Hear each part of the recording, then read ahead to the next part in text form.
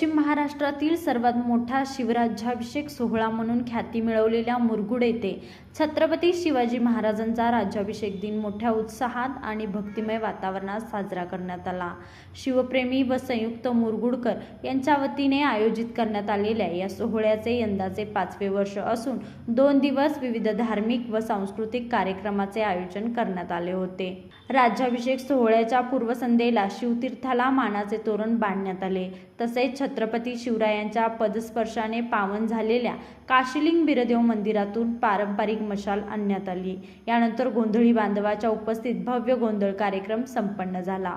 मुख्य दिवशी ग्रामदैवत अंबाबाई मंदिरातून सवाद्य पालखी मिरवणूक काढण्यात आली। त्यानंतर शिवतीर्थवरील छत्रपती शिवाजी महाराजांच्या मूर्तीचा विधिवत राज्याभिषेक सोहळा पार पडला। यावेळी नगराध्यक्ष सुहासिनी देवी पाटील, उपनगराध्यक्ष रेखा मांगले, सर्व नगरसेवक, नगरसेविका, नगरपालिका कर्मचारी, संयुक्त मुरगुडकर, तरुण व असंख्य शिवभक्त उपस्थित होते। राज्याभिषेक सोहळ्याचे पुरोहित्य वैभव स्वामी यांनी सहकार्यासमवेत केले।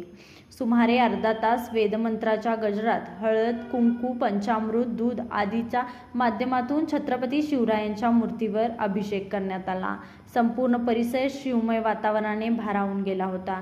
दरम्यान राज्याभिषेक दिनानिमित्त रात्री लेझर शो, आकर्षक आतिषबाजी व साऊंड ब्लास्ट कार्यक्रमाचे आयोजन करण्यात आले असून शिवप्रेमीमध्ये याबाबत उत्साहाचे वातावरण आहे।